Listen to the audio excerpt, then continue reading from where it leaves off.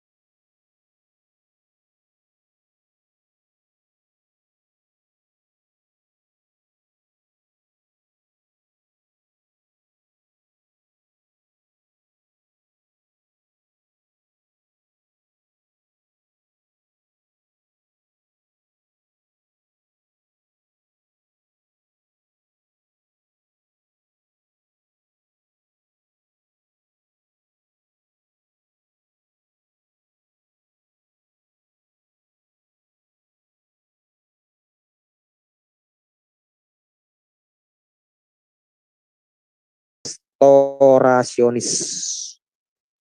Tokoh seperti misalnya David Kidd, David Bernard menyangkal adanya keterkaitan langsung dengan gereja rasuli dengan gerakan Oneness pada masa sekarang ini. Ini yang menarik, Seorang Kanada yang bernama McAllister, R.A. McAllister, dalam Worldwide Apostolic Camp Meeting yang diselenggarakan di Arroyo Seco, California, tahun 1943 bulan April itu.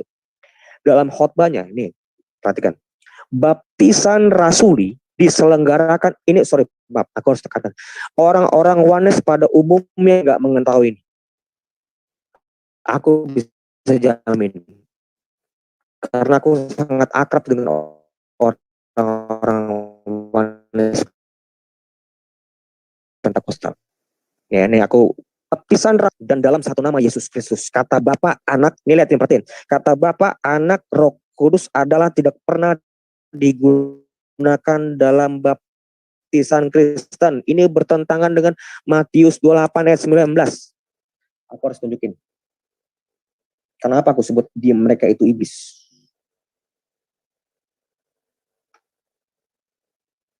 Matius 28 ayat 19. Ini formula baptisan. Karena itu pergilah. Ini sudah terbaca belum, moderator? Halo, oke. Karena itu pergilah, jadikanlah semua bangsa muridku dan baptislah mereka. Ini perintah, Pak. Ini perintah. Baptislah mereka dalam nama Bapa dan Anak dan Roh Kudus. Ini perintah, ini bukan nubuatan. Ini bukan nubuatan, nanti akan aku jelaskan. Ada paham Oneness memahami ini, bahwa Matius 28 ayat 29 itu adalah bentuk nubuatan yang digenapi di kejadian Pentakosta. Nanti aku jelasin setelah ini. Pentakosta. John Shapi, namanya itu John G. Shapi, seorang pelayan muda yang begitu tergerak dengan pernyataan McAllister tentang masalah kalau baptisan di Matius 28 dan 19 itu sebenarnya itu namanya Yesus. Itu kan sebenarnya kan pemahaman mereka. Pemahaman pribadi mereka kan seperti setelah berdoa dan membaca Alkitab sepanjang malam, keesokan harinya ia berlari camp di sepanjang camp itu kan tadi aku bilang itu di camp meeting tuh, di Worldwide Apostolic Camp Meeting. Dia berlari sepanjang camp dan berteriak bahwa ia telah menerima suatu pewahyuan. Can you imagine? Ini siapa nih dia? Bisa menerima pewahyuan dalam hal baptisan bahwa nama Bapa, Anak dan Roh Kudus adalah Yesus Kristus. Ia menyatakan bahwa perintah baptisan yang disampaikan oleh Petrus dalam Kisah Para Rasul 2 ayat 38 yang sebentar lagi juga aku akan menjelaskan itu, yaitu baptisan dalam nama Yesus Kristus adalah penggenapan dari amanat agung dalam Matius 28 ayat 19. Apakah Matius 28 ayat 19 yang tercantum di dalam Matius di layar ini adalah sebuah nubuatan sehingga harus digenapi? Bukan, ini perintah. Ini perintah Yesus kepada murid-murid, bukan nubuatan. Kenapa ada pemahaman seperti ini? Ini kenapa aku sebut kalau ajaran ini tuh udah benar-benar bukan ajaran rasulia. Matius menjelaskan perintah pembaptisan itu dengan formula baptisannya Bapa, Putra dan Roh Kudus. Kamu jangan ubah-ubah. Kenapa kamu ubah-ubah? Katanya kamu Alkitabiah. Nanti aku jelasin. Di Kisah Para Rasul itu ada 4 ayat. 4 ayat yang menyebutkan baptisan itu dalam nama Yesus. Kisah Para Rasul 238, Kisah Para Rasul 8 ayat 16, Kisah Para Rasul 10 ayat 48, Kisah Para Rasul 19 ayat 5. Ini aku minta maaf, aku sedikit terlalu berlebihan semangatnya. Jadi pada tanggal 15 April 1914, Frank Ewart dan Glenn Cook, ini aku harus menjelaskan ini penting karena Oneness Pentakostal itu banyak yang ngerti nih siapa nih Frank Ewart, Glenn Cook, nggak ada yang tahu. Yang tahu Joshua JT namanya. Hanya itu yang mereka tahu. Di hadapan umum saling membaptis. Can you imagine? Mereka saling membaptis itu apa? Saling membaptis itu kayak saling cubit-cubitan gitu loh. Baptis itu nggak boleh sembarangan. Bukan tentang saling-salingan. Itu jadi mereka saling membaptis dalam nama Yesus dan bukan dalam formula Trinitas. Peristiwa tersebut dianggap sebagai titik awal sejarah munculnya Oneness Pentakostal. Itu dia di tanggal nih catat 15 April tahun 1949. sorry, 1914, 1914. Disitulah muncul Oneness Pentakostal. Jadi kalian Oneness Pentakostal, ajaran iblis, kalian jangan menganggap itu adalah ajaran Rasulia. Ajaran Rasulia itu sudah tegas bahwa baptisan itu dengan nama Bapa, formulanya dalam nama Bapa dan Putra dan Roh Kudus, dan itu yang menyebutkan Yesus. Gue mau melanjutkan tentang masalah doktrin Tuhan, tentang Oneness Pentakostal. Doktrin Oneness Pentakostal mempertahankan bahwa Tuhan adalah oknum yang mutlak dan tidak dapat dibagi-bagikan. Doktrin ini menyatakan bahwa Allah adalah roh yang tidak terlihat, yang memanifestasikan dirinya dalam wujud yang dapat dilihat manusia melalui teofani, termasuk dalam inkarnasi Yesus Kristus. Dalam diri Yesus, manusia dapat melihat teofani dan lain-lain. Doktrin Oneness Pentakostal menolak doktrin Trinitas. Perhatikan ini, orang-orang yang mau bersekutu dengan Oneness Pentakostal. Doktrin Oneness Pentakostal menolak doktrin Trinitas sebagai sebuah penemuan di luar Alkitab. Tidak Alkitabiah. Menurut mereka, manusia abad 20 ini, Tritunggal itu tidak Alkitabiah. Itu yang menyimpang dari ajaran monoteism. Padahal sebenarnya kekristenan itu tidak bermasalah dengan monoteism. Gak pernah. Seluruh kitab Injil itu menyatakan bahwa Allah itu satu. Gak ada yang gak menyatakan Allah itu tiga. Bukan. Apa sih sebenarnya nih, kembali lagi. Aku lebih ngomongin ke ajaran Rasulia ya. Sebenarnya apa sih Tritunggal itu? Ini penting kan? Karena kan ini kan Oneness Pentakostal menolak Tritunggal. Tapi kita harus tahu dulu Tritunggal itu apa. Jadi Tritunggal itu menjelaskan tentang kebagaimanaan Allah. Perbedaan antara pemahaman Tritunggal dengan Oneness Pentakostal itu hubungan antara Bapa, Putra, dan Roh Kudus itu seperti apa? Itu yang berbeda. Mereka menganggap Bapa itu Yesus, ini orang Tritunggal, Oneness Pentakostal. Bapa itu Yesus, Anak itu Yesus, dan Roh Kudus itu Yesus. Bahkan anak itu baru ada setelah firman itu menjadi manusia. Jadi keeksistensian Allah itu baru ada setelah Yesus menjadi manusia. Itu pemahaman Oneness Pentakostal. Dan itu bertentangan dengan Yohanes 17 ayat 24. Sebentar.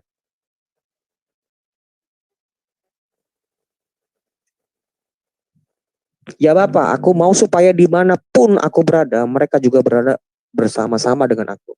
Mereka yang telah engkau berikan kepadaku agar mereka tuh murid-muridnya, memandang kemuliaanku yang telah engkau berikan kepadaku. Sebab, ini sifatnya hubungannya kausalitas ya. Jadi gak bisa lo pisahin.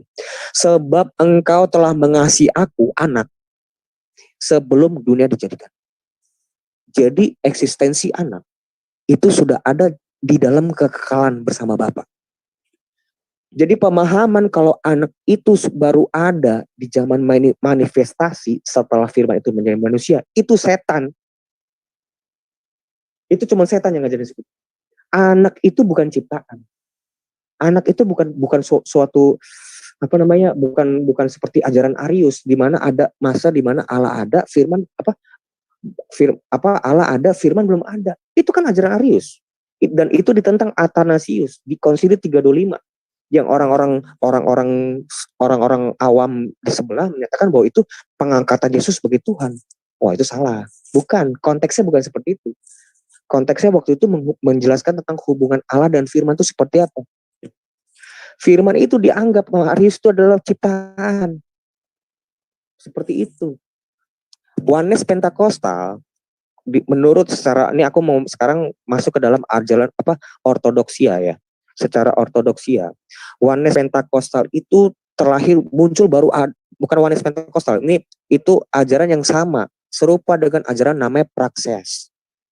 Itu muncul di abad ketiga. Praxeas itu dari Frigia, sekarang itu tuh namanya tuh di Turki namanya Pahukkale namanya. Ya, dia itu pengikut Montanism. Tapi jadi musuh Montanus sehingga dia dikutuk oleh yang mengutuk ini ya, Paus Severinus. Itu dikutuk, di anatema. Oke. Praxeas menyangkal Tritunggal. Ini perhatikan ini orang-orang yang mau merangkul Oneness Pentakostal. Praxeas menyangkal Tritunggal. Di dalam Allah hanya Bapa, satu pribadi. dan kodrat yaitu Bapa. Yang dimana pribadi yang satu itu turun ke dalam rahim Maria melalui inkarnasi. Nah, pribadi Bapa itulah yang dinamakan Yesus Kristus. Yesus itu adalah penjelmaan dari Bapa yang disebut tepat ajarannya namanya patri passionis, Bapa yang menderita. Bapa yang menderita. Jadi orang ajaran praksias itu menyebutkan bahwa Bapa itu turun ke dalam rahim Maria. Anak yang dikeluarkan itu namanya Yesus. Makanya Yohanes Pentakostal itu menyebutkan bahwa Yesus itu ya adalah Bapa. Ya benar. Itulah ajaran praksias. Jadi biar kalian tahu ya, orang-orang Yohanes Pentakostal, ini sebenarnya bukan ajaran Sabelius, bukan. Sabelius itu muridnya Praxeas. Jadi muridnya itu punya 3 di namanya. Beryllus, Noetus, dan Sabelius. Nah, yang mempopulerkan ajaran itu, Patri Passionis itu adalah Sabelius. Yang terkenal Sabelius. Itu. Jadi tapi sebenarnya itu ajaran dari gurunya namanya Praxeas. Makanya Praxeas itu ditentang sama si Tertullianus dalam bukunya Against Praxeas, melawan Praxeas. Jadi gereja itu yang menyatakan dia itu sesat.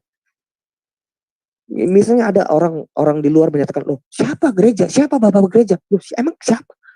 Justru gereja kan yang dibentuk pertama kali oleh Yesus. Gereja yang pertama kali dibentuk oleh Yesus, jemaatku yang dipimpin oleh Petrus. Bukan kitab. Kitab itu adalah menulis 1 Yohanes 1 ayat 1. Sebentar. Mesti kita tahu, kita itu bukan agama kitab. 1 Yohanes 1 ayat 1. Apa yang telah ada sejak semula, yang telah kami dengar, yang telah kami lihat dan dengan mata kami, yang telah kami saksikan dan yang telah kami raba dengan tangan kami tentang firman hidup. Itulah yang kami tuliskan kepada kamu. Jadi kitab Injil itu bro, kawan-kawan semua sekalian yang kukasih, kitab Injil itu menuliskan tentang Yesus, tentang sang firman hidup itu. Mereka itu menyaksikan itu. Jadi kalau ada orang, lo kita nggak perlu bapak gereja. Kita nggak perlu bapak gereja. Siapa bapak gereja? Gak penting. Cuman kitab, kita kembali kepada kitab. Pakai logikamu, otakmu, pakai itu untuk memahami Alkitab. Apa artinya? Apa yang terjadi sekarang? Apa yang terjadi? Denominasi berjibun. Kalau mengandalkan cuma otak. Nah, ajaran kekristenan itu, gereja pada mula-mula itu ada di 2 Tesalonika 2 ayat 15. Nih. Sebab itu aku sebelumnya tadi sore mengajarkan ada orang dari Yohanes Pentakostal menyebutkan bahwa para rasul itu adalah penjaga ajaran Yesus. Loh kok penjaga? Emang disapam? Bukan. Para rasul itu dilihatin. Aku ngomongin Matius 28 ayat 20. Kita mesti ngeliatin ke kompetensinya para rasul. Dan ajarlah mereka. Bukan, dan jagalah ajaranku, bukan. Dan ajarlah mereka melakukan segala sesuatu yang telah kuperintahkan kepadamu. Kepada siapa? Kepada para murid. Dan ketahuilah aku menyertai kamu. Menyertai siapa? Joshua itu menyertai siapa? Menyertai murid-murid. Murid-murid itu sangat vital bagi ajaran para rasul. Bukan cuma 1 ayat. 2 Tesalonika 2 ayat 15.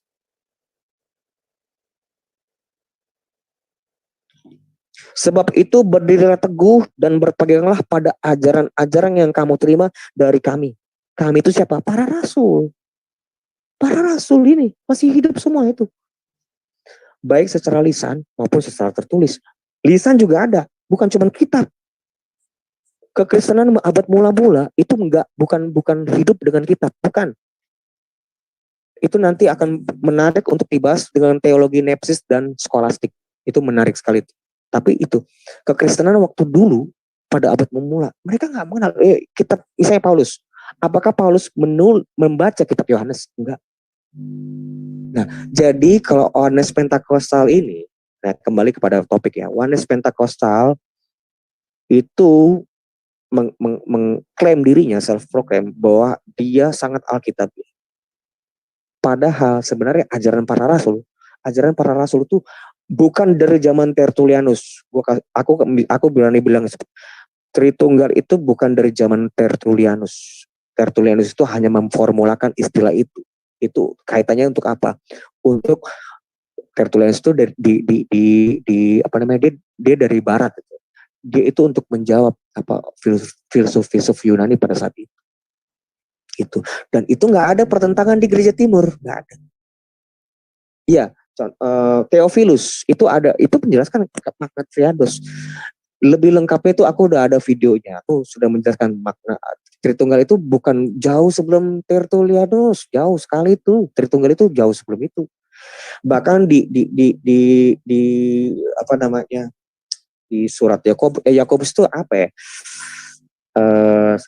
Liturginya Yakobus itu sudah menjelaskan tentang formula baptisan Bapa, Putra dan Roh Kudus. Liturgi Yakobus itu ada di tahun 60 itu, 60. Para rasul masih hidup itu. Karena apa? Karena Yohanes 30 ayat 20.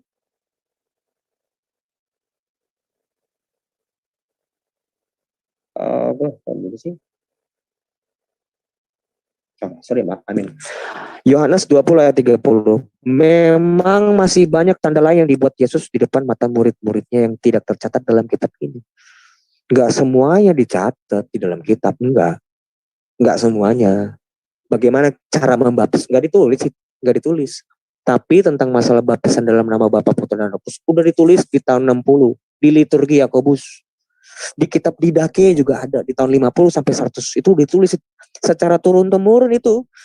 Kekristenan awal itu dibaptis dalam nama Bapa dan Putra dan Roh Kudus. Baru ada tahun 2000, abad 20, seorang dari Amerika menyatakan bahwa baptisan itu bukan dari Bapa, Putra dan Roh Kudus. Itulah setan. Itulah namanya setan yang sebenarnya.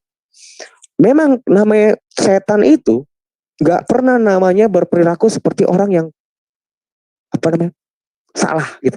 Mereka tuh seperti orang benar.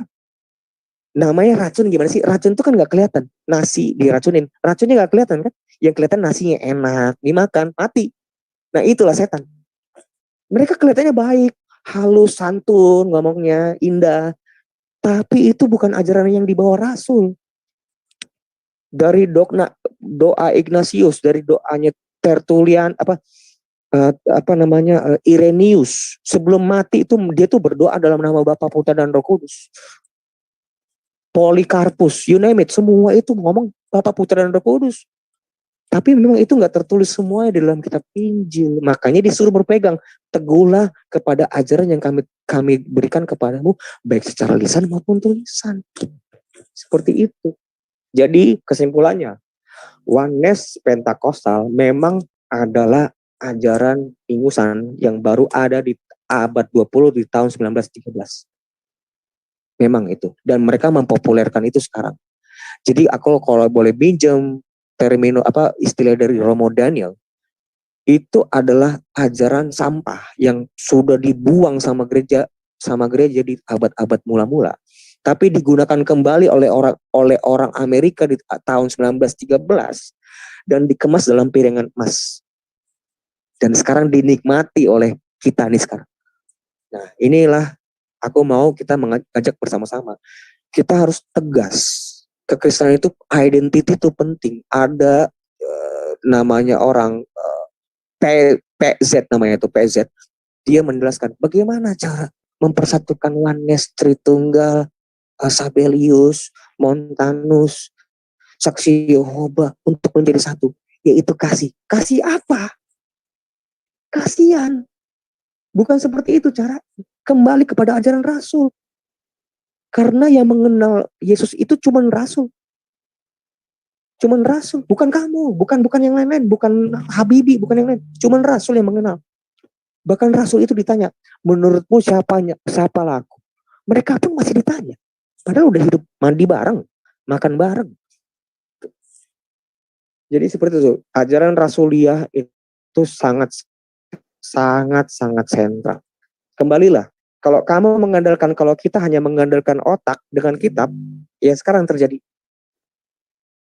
Banyak terjadi denominasi. Bukan cuma 1, 2, 3, 4. Enggak, ratusan ribu. Kenapa? Dia andalin otak. Bukan ngadep sejaman. Ya, cukup sekian masukku dari untuk presentasi. Seperti itu. Oke, terima kasih Pak Ade. Mungkin Bu Sophie bisa dilanjutin, Bu Sophie. Oke, jadi yang kita perlu jelaskan ya kepada semua teman-teman ya yang Kristen, bahwa kita perlu meluruskan apa itu Trinitas. Jadi sekalipun ya orang oneness Suaranya tidak bisa putus-putus. menghindari ketiga. Halo, ini masih putus-putus? Ya, udah, silakan.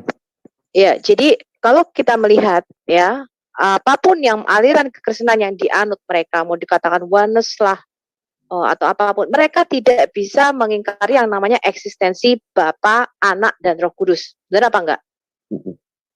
Mau apapun, mau kamu saksi Yehova, mau kamu Unitarian, mau oneness ya. Oneness menyatakan Allah itu satu di dalam 3 ekspresi, 3 mode, 3 modus, 3 wajah, 3 karakter, apalagi.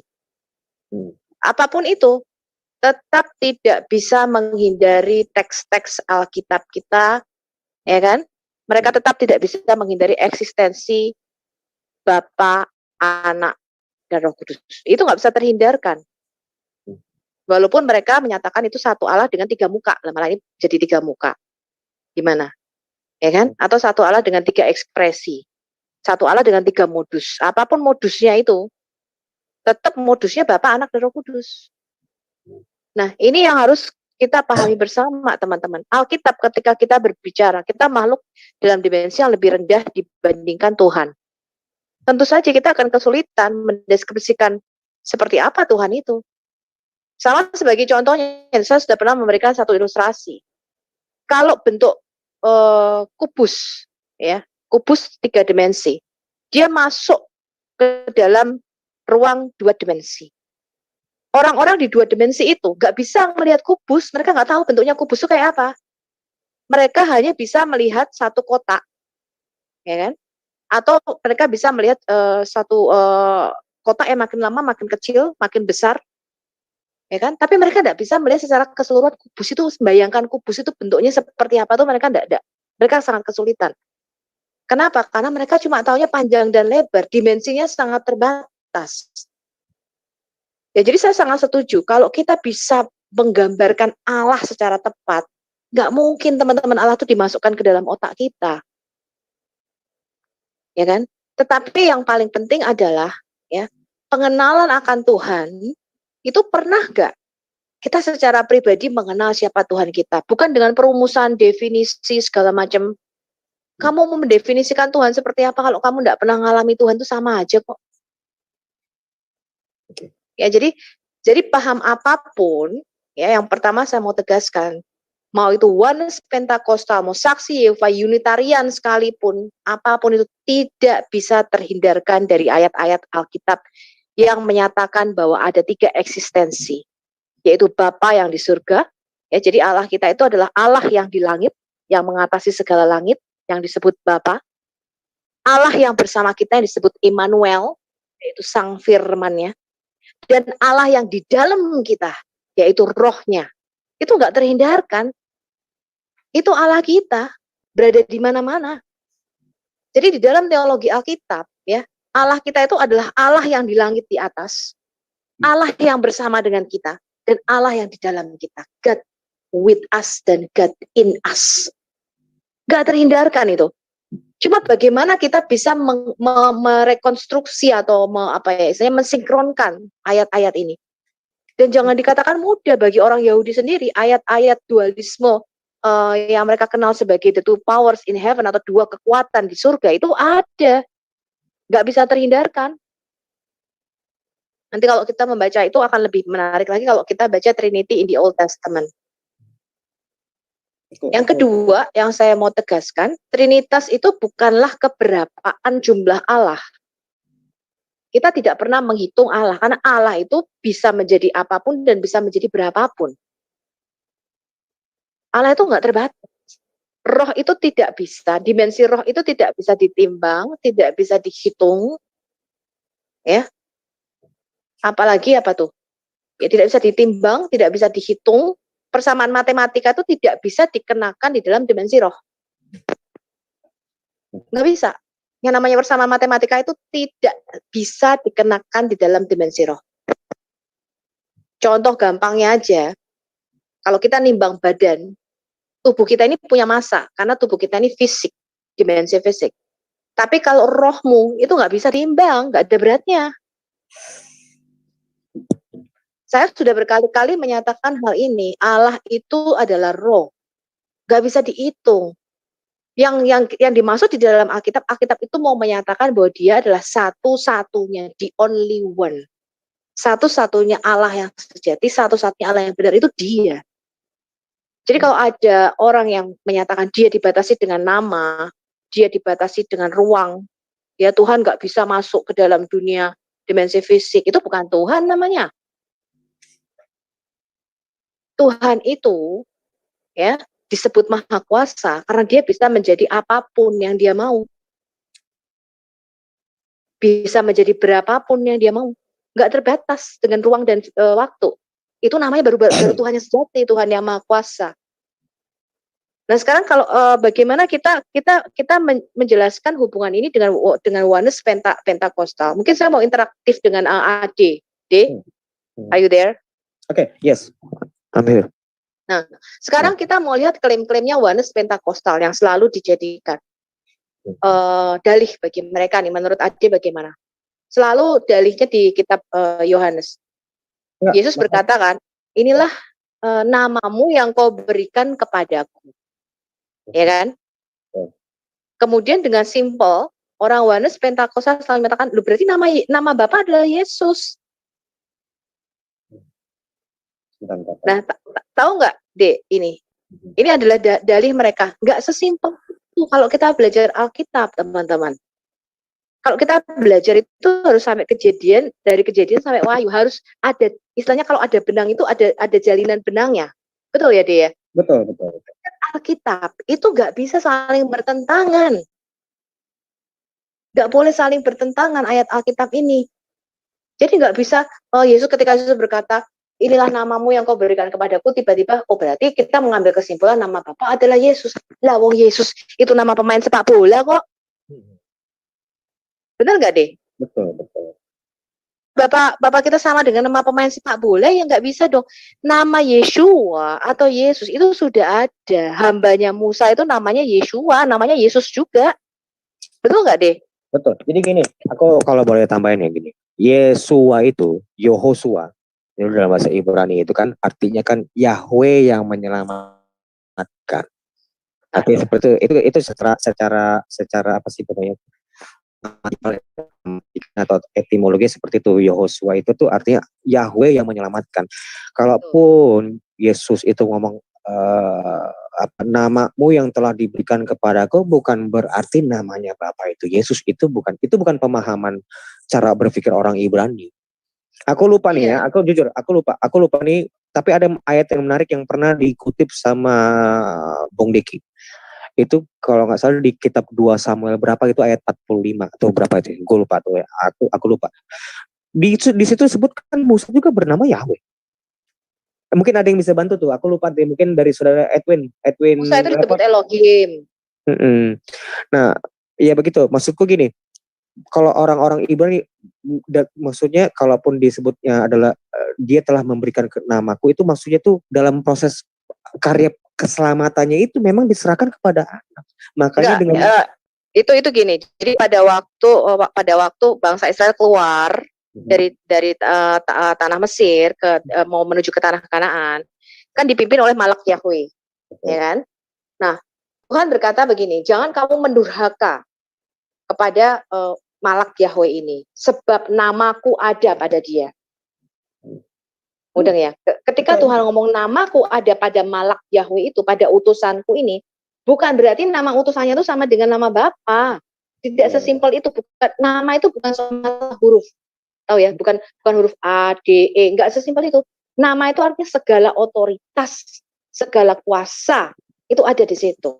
Ya, aku boleh tambahin ya, ntar kalau ini kita ngomongin tentang masalah ayat Alkitab ya, di dalam kitab ini. Iya, boleh.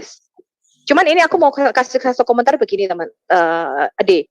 Jadi teman-teman kalau belajar itu tidak sesimpel itu teman-teman. Ini aku jadi ingat ya, aku mungkin tidak menyebutkan nama ya, aku menyebutkan salah satu ustadz di Indonesia.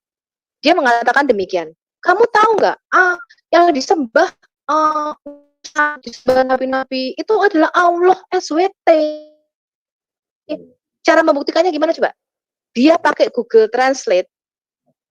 Dia kok kejadian 1 Bereshit bara Elohim, ya kan? Dari kata Ibrani diterjemahkan bahasa Indonesia, kan pada mulanya adalah Allah. Dan dari situ dia membuktikan berarti ya nama Tuhan itu Allah. Nah, itu cara belajar orang Oneness yang sama, keliru. Gak bisa begitu caranya kita belajar.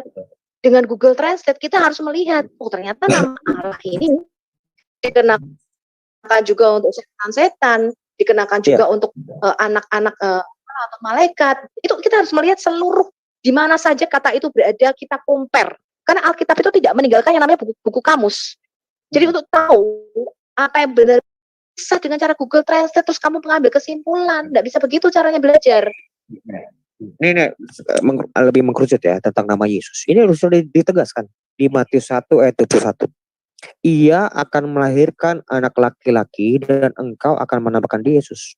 Dan Yesus itu nama apa? Nama anak manusia. Nama anak laki-laki bukan nama Bapa. Nama anak laki-laki yang akan menyelamatkan umatnya dari dosa. Nah, sebentar. Betul. Ini juga merupakan satu gelar deh. Halo, kamu baca itu? Jangan ditutup, dulu dong ayatnya. Oke. Bawahnya itu baca. Hal ini, ya. Ini menggenapi nubuatan di mana? Di kitab Yesaya. Di kitab Yesaya namanya disebut apa? Immanuel. Nah, kenapa kok pada waktu lahir Gabriel nggak bilang gini, namai anakmu Immanuel? Ada Muslim ngomong gini, ini kan nggak cocok gitu loh, karena di kitab Yesaya katanya anak itu akan diberi nama Immanuel. Karena di dalam Alkitab kita itu merupakan title, tahu nggak? Merupakan satu gelar yang ada misinya, ada artinya di situ. Namanya Yesus itu, sekarang aku tanya namanya kita tuh Tuhan Yesus. Yeshua, tapi di situ dikatakan Immanuel, betul nggak? Betul. Karena itu mengandung apa? Itu mengandung arti dia datang. Misinya apa? Misinya menyelamatkan kita dari dosa kita. Tapi dia juga akan disebut Allah atau Tuhan yang bersama dengan kita. God with us. Itu arti namanya. Itu artinya Sang Firman itu datang menjadi manusia. Artinya Sang Firman datang menjadi manusia adalah supaya Tuhan itu berada disamakan dengan kita. Dia merendahkan dirinya. Dikatakan dia yang dalam rupa Allah itu dia mengosongkan dirinya menjadi sama dengan kita. Itu artinya God with us. Ya. Itu ngomongin ke soteriologi kan, itu kan ngomongin tentang keselamatan. Iya. Itu lebih sulit. Nah, tapi di sini minimal gini Mbak. Minimal maksudku gini. Kalau memang disebut adalah Bapa itu namanya Yesus, ini udah hancur. Sudah hancur. Ini yang ngomong ini bukan tukang batagor. Yang dia ngomong ini Mikael. Ia akan melahirkan anak laki-laki disebutnya, bukan Bapak. Ia melahirkan anak laki-laki dan engkau menamakan dia Yesus. Jadi Yesus itu bukan nama Bapak. Kenapa? Nih aku tunjukkan lagi nih. Kenapa Yesus itu bukan Bapak? Ini penting. Yohanes 20 ayat 17. Pusing. Yohanes itu aku udah pernah ngomong sama Yohanes, itu kan aku tuh sering ketemu sama mereka ya. Mereka nggak akan bisa jawab ini. Pasti. Janganlah engkau memegang aku sebab aku belum pergi kepada Bapa. Oke, padahal kan di pemahaman mereka Yesus itu Bapa. Yesus ketika bangkit sudah jadi Bapa ya. Padahal ketika Yesus bangkit dia tetap pergi kepada Bapa. Tetapi pergilah kepada saudara-saudaraku dan katakanlah kepada mereka. Ini saudara-saudara di sini artinya tuh maksudnya ya orang yang manusia, sesama manusia di saat itu. Nanti itu penjelasannya lebih panjang tuh. Dan katakanlah kepada mereka bahwa sekarang aku akan pergi kepada Bapakku dan Bapakmu dan Allahku dan Allahmu. Itu kenapa Yesus ngomong seperti itu? Ini penting. Ini penting. Yesus itu ngomong, kenapa disebut Bapakku dan Bapak? Kenapa nggak disebut Bapak kita? Kenapa nggak disebut Bapak kita? Karena memang Bapaknya kita dengan Bapak dia. Bapak Yesus berbeda. Itu kepemilikannya berbeda. Asalnya dia itu adalah sang firman yang bersama-sama dengan Allah sebelum dunia ini ada. Dia memang udah ada bersama dengan Allah. Yohanes 1 ayat 1. Pada mulai ada. Ya, dia adalah gini, dikatakan the only begotten son of God, artinya itu dia yang unik. Jadi Sama seperti Ishak. Ishak itu disebut the only begotten son, yang unik. Jadi yang unik artinya apa? Anak perjanjian yang seharusnya, jadi Yesus itu merupakan the son of covenant. Jadi anak perjanjian yang betul, unik. Betul. Aku sepakat dengan itu. Jadi yang lebih detail lagi di sini disebutnya bedanya kenapa disebut Bapakku dan Allahku. Kenapa Yesus itu mendikotomikan antara Allahku dan Allahmu. Loh, misalnya gini, aku sama Mbak Sofiatul. Aku nyebut Bapakku dan Bapakmu. Kira-kira Bapakku sama Bapakmu sama Bapaknya Sofiatul sama nggak? Ya nggak sama jelas. Berarti itu artinya maksudnya Yesus itu dibedakan. Yesus nggak menyebut Bapak kita, nggak pernah. Itu kenapa doa Bapa kami ini, perhatikan ini menurut analisa aku ya sendiri ya. Kenapa Yesus menyebut Bapa kami yang di sorga? Mengajarkan kenapa nggak sebut Bapa kita yang di sorga? Kenapa? Ya karena kepemilikan dia itu nggak termasuk dalam kami. Ngerti gak sih kalau disebut Bapa kami yang di sorga? Kan Yesus mengajarkan murid-muridnya untuk berdoa. Inilah doa yang benar. Kamu harus berdoa seperti ini. Bapa kami yang di sorga. Ini orang murid-murid yang ngomong. Bukan Bapa kita yang di sorga. Karena asal muasal dia sebagai anak dengan kita disebut anak-anak. Oke, Galatia 3 ayat 26. Galatia 3 ayat 26. Ini kita disebut anak-anak karena ini. Sama dong. Ya. Ya, jadi kita ini diadopsi karena iman kepada Yesus. Nah, Yesus itu adalah anak yang memang nih Yohanes 1 ayat 1. Ya itu sudah tahu karena memang kita kan tidak dilahirkan dari mereka belum tahu. Pada mulanya adalah firman itu bersama-sama dengan anak itu sudah bersama-sama dengan Bapa sebelum dunia ini ada. Kalau kamu mau menyamakan keanakan Allah Yesus dengan kita, itu kamu setan. Yesus itu anak Allah karena dia sudah bersama-sama dengan Allah sebelum dunia ini ada. Kita disebut anak-anak Allah karena iman kita kepada Yesus. Gitu. Jadi gini, ketika kita bicara tentang sang firman, itu dia selalu memiliki dual nature. Jadi kita harus melihat dari mana dulu, dari sisi kemanusiaannya atau dari sisi ilahinya, itu tidak terhindarkan. Makanya pengenalan yang paling susah, yang paling sulit itu adalah mengenai siapa anak Allah ini atau sang anak Allah ini. Nah tadi aku juga kasih sama orang Wanes ya, kasih satu ayat di Wahyu 3 ayat 12. Dan kalau kita lihat Wahyu 3 ayat 12. Bisa dibacain lagi nggak? Wahyu 3 ayat 12.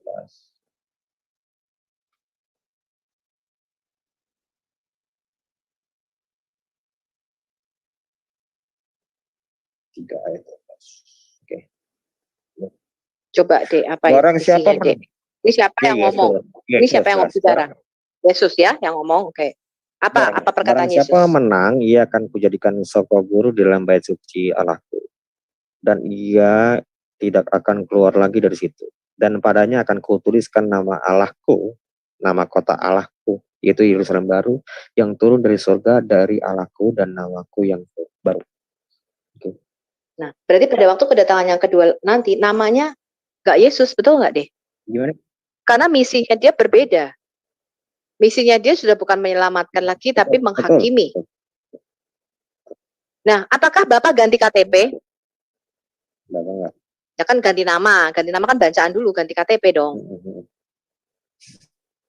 Allah itu nggak bisa dibatasi dengan nama. Ketika kamu menyatakan dia hanya Yahweh Shua, berarti dia bukan Yahweh Rohi, dia bukan Yahweh Rafa, dia bukan Yahweh Sidkenyu, dia bukan Yahweh Nisi. Padahal Allah itu semuanya itu. Makanya dia simple. Ketika Musa bertanya di Keluaran 3, siapa namamu? Kalau orang Israel nanti bertanya, nanti tanya siapa yang mengutus aku, bagaimana aku akan menjawab mereka, kata Musa. Tuhan simple ngomong apa? Aku adalah aku. Ehyeh Asher Ehyeh itu artinya aku akan menjadi seperti oke. apa aku akan. Jadi gini, aku mau menjelaskan lagi nih, ini penting. Tadi ini ada poin yang dilupakan. Aku harus menjelaskan sesuai dengan topik kita kan oneness kan. Oneness itu kan abad ingusan ya. Ini maksudku sorry. Itu kan Ya, ini abad jadi 20-an ya. mereka. Abad 20-an. Jadi gini, sebentar. Doktrin ajaran oneness itu menegaskan bahwa sebutannya, perhatikan ya, sebutan Bapa, Anak, dan Roh Kudus, perhatikan, hanyalah merupakan sebutan yang merefleksikan manifestasi Allah yang esa dalam oknum yang berbeda di jagat ini. Jadi ketika penganut oneness berbicara tentang Bapa nih ya, tentang Bapa, Anak, Roh Kudus, mereka tuh melihatnya itu seperti tiga perwujudan dari Allah yang esa. Bapa sebutannya berkaitan dengan relasi sebagai orang tua. Ya, Anak Allah itu sebagai inkarnasi Allah dalam daging melalui Yesus Kristus, dan Roh Kudus disebutnya itu buat aktivitas Allah dalam roh. Dengan kata lain, Allah dimanifestasikan sebagai Bapa dalam penciptaan, Anak dalam penebusan, dan Roh Kudus dalam emanensi. Nah, jadi gini, yang poin penting dari ajaran oneness, Anak itu baru ada setelah Yesus itu inkarnasi, Firman itu inkarnasi menjadi manusia, itu baru ada anak. Nah, sebelumnya itu nggak ada. Bapa dan Roh Kudusnya, aku lanjutkan. Bapa dan Roh Kudus adalah oknum yang satu dan sama. Menurut teologi oneness itu, mereka mengajarkan bahwa Roh Kudus itu sebutan lain dari Allah Bapa, sedangkan anak itu kemanusiaan Yesus tidak ada sebelum inkarnasi. Nah ini. Tetapi Roh Kudus, Roh Yesus telah ada dalam kealahannya sebagai Allah yang kekal. Bapa adalah roh dan anak adalah daging. Dengan demikian, Bapa bukanlah anak sama seperti roh, bukanlah daging, tetapi Bapa adalah di dalam anak sebagaimana seluruh kepenuhan kealahannya sesuai dengan Kolose 2 ayat 9. Jadi Bentar. Yang kamu bacakan tadi pemahaman oneness. Yes. Iya. Loh, ya memang begitu toh. Bapak bukan anak. Loh, memang bukan gini. Yang aku mau stressing kan gini, Mbak, justru keeksistensian anak itu baru ada justru setelah Firman itu hologos ars egeneto menjadi manusia, itu baru ada anak. Sebelumnya nggak ada. Jadi eksistensi anak tuh nggak ada. Nah, pada itu bertentangan, kalau dalam ortodoksia ya, itu bertentangan di Yohanes 17 ayat 24. Kita lihat ya, Yohanes 17 ayat 24.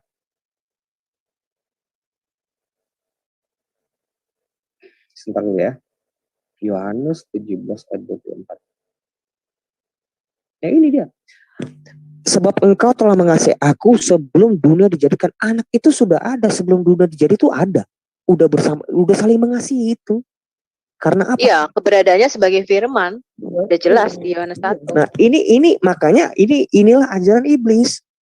Ini disebut seakan-akan Yesus anak itu baru ada pada waktu inkarnasi Yesus menjadi manusia. Bukan, anak itu bukan. Berarti Allah pernah ada tanpa firman-Nya. Betul. Dan ini. Berarti pernah linglung dong, nabiku. Yohanes 1 ayat 18. Oke, lihat. Tidak seorang pun yang pernah melihat Allah, tetapi anak tunggal Allah yang ada di pangkuan Bapa, dialah yang mengatakan. Memang dia sudah ada dalam kekekalan dalam Allah.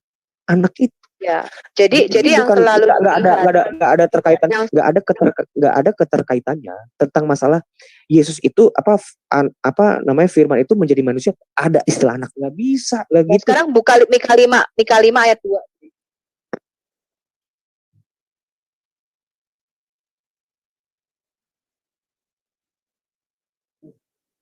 Ya, gimana tuh poinnya? Ini nubuatan tentang Mesias, betul ya? Tentang Yesus, sepakat nih orang oneness. Nabi Mika berkata demikian nih, tetapi engkau hai Betlehem Efrata yang terkecil di antara kaum Yehuda, daripadamu akan bangkit seorang yang akan memerintah Israel. Yang dikatakan apa?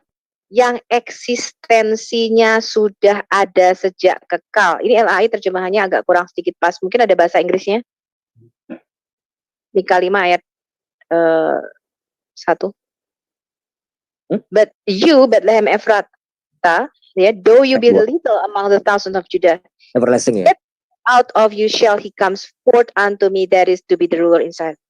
Kok whose activities sih? King James nggak ada ya? Ada dong. Itu King James yang ini terbaru. Jangan-jangan aku pakai yang kuno. Kokono pesito. Enggak, King James yang lama. Baca sendiri deh. Ya gitulah, itu seperti itu. Enggak, Aku baca jadi gini. Tadi Poin. kamu hapus dulu. Oh, gitu. Tadi kan Wanus ngomong katanya sang anak sang Mesias ini nggak ada, ya kan? Tapi ini nggak sesuai dengan nubuatan Nabi Mika. Nabi Mika berkata apa tadi? Secara historikal mereka itu menganggap anak itu baru ada eksistensinya setelah Yesus itu inkarnasi ke dunia. Itu ada anak. Dan nah, itu tapi Mika 5 ayat 2 tadi berkata apa tuh? Mesias yang akan dilahirkan itu. Whose going forth have been from old, from everlasting. Jadi keberadaan atau eksistensi sudah ada sejak kekal. Iya tadi. 5 itu ya. Ayat 2 ya, Mbak. Oke. Satu ya kalau bahasa Indonesianya tadi. Iya, everlasting ya. Yang permulaannya bukan sejak dahulu kala, sejak kekal, from everlasting. From everlasting, yes, benar. Everlasting artinya apa? Ya, kekalan. Ya. Berarti anak yang lahir tadi itu keberadaannya sudah sejak kekal kan? Kekal, betul. Bukan yes, benar. Betul. Nah, seperti itu. Jadi kenapa? Ini poinnya, ini kembali kepada topik ya. Menurutku gini, kenapa ini aku bilang ini adalah ajaran setan? Ini bukan mau mensetan-setankan, mesesat-sesatkan, karena memang sudah disesatkan nama gereja yang punya otoritas terhadap itu. Karena apa? Memang gereja diberikan otoritas. Yesus yang menyebutkan itu.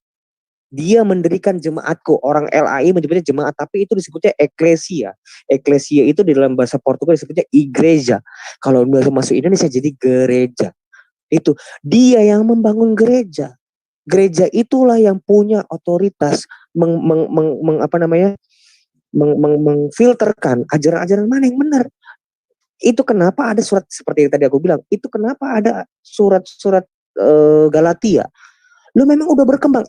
Contoh, itu waktu itu ada siapa aja? Serintus tuh ada. Sekarang gini aja deh. Oke.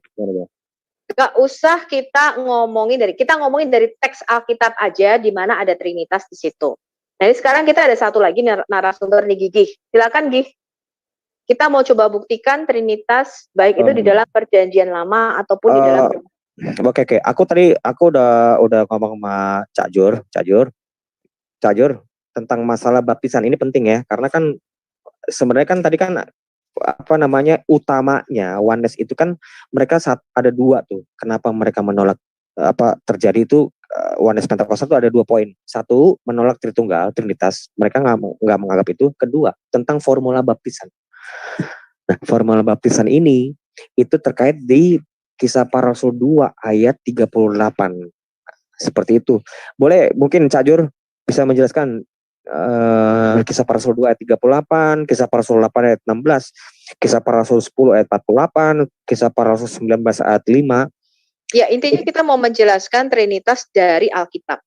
Apakah gitu loh, apakah iman kita di dalam Trinitas ini mempunyai dasar atau tidak gitu loh?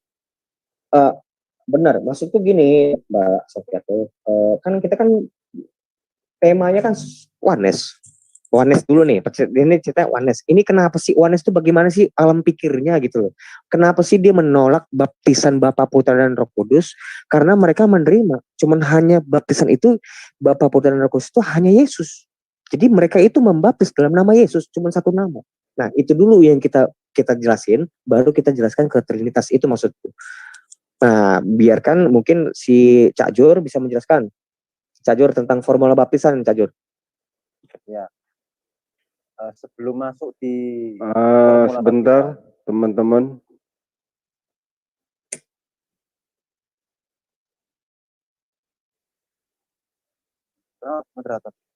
Sebentar teman-teman. Mungkin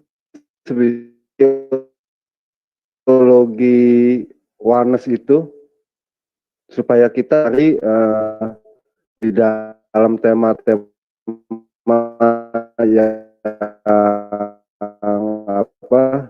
yang berlainan gitu. Mungkin cari aja. Suaranya putus-putus ya.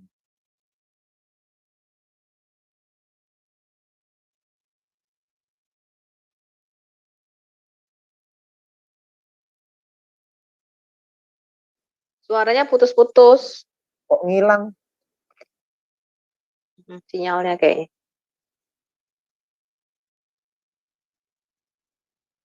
Oke, jadi Cak Jur lanjutkan saja. Tadi kalau mau dijawab nggak pertanyaannya Ade? Ya. Ini penjelasannya nih, sorry nih, aku mau tegaskan kembali. Ini tentang masalah ini poin utama perbedaan antara Oneness Pentakostal itu tentang masalah formula baptisan. Itu penting karena mereka menganggap dalam nama Bapa dan Putra dan Roh Kudus di dalam Matius 28 ayat 19 itu tidak pernah digunakan sama orang Kristen, tidak pernah. Tadi udah aku jelaskan siapa tuh yang ngomong, McAllister dan lain-lain. Tadi aku udah ngomong itu. Nah, mereka menganggap Bapa, Putra dan Roh Kudus itu adalah namanya Yesus. Nah, bagaimana? Itu kaitannya dengan Kisah Para Rasul 2 ayat 38, Kisah Para Rasul 8 ayat 16, Kisah Para Rasul 10 ayat 48, dan Kisah Para Rasul 19 ayat 5. Mereka itu, para rasul itu justru kan audiensnya itu kan bukan orang-orang goyim tuh dalam hal menyebutkan itu tuh. Ya, silakan mungkin Cak Jur. Ya, sebelum saya masuk ke formula baptisan, Yohanes ini memiliki pola pikir mumet di otaknya, ya. Dia tidak memahami tentang sebetulnya benar apa yang dikatakan Mbak Sofiatul tadi, bahwa Allah itu roh, ya kan. Nah, mereka itu tidak ngerti bahwa teologi itu ada dua, yang namanya pendekatan secara pembukanan. Jadi pendekatan pembukaan itu artinya apofatik teologi. Jadi teologi tentang Allah itu tidak jangan sampai kita mengartikan Allah itu secara fisik. Nah, itu mereka gagal paham di situ. Makanya mumet di otaknya itu seperti itu. Nah, kemudian soal baptisan tadi, itu ada 4 ayat di dalam Kisah Para Rasul. Kisah Para Rasul 2 ayat 38 itu menggunakan kata epi. Karena memang kita membaca dalam terjemahan bahasa Indonesia itu diterjemahkan menjadi dalam semua. Jadi tidak kelihatan. Seolah-olah pokoknya baptisan dalam nama Yesus itu benar menurut mereka, ya kan? Karena mereka membaca terjemahan, nggak pernah punya teks aslinya. Nah, di dalam Kisah Para Rasul 2 ayat 38 digunakan kata epi. Epi tu onomati Yesus Kristus. Kemudian di Kisah Para Rasul berapa itu ya? Kisah Para Rasul 8 ayat 19 kalau tidak salah ya.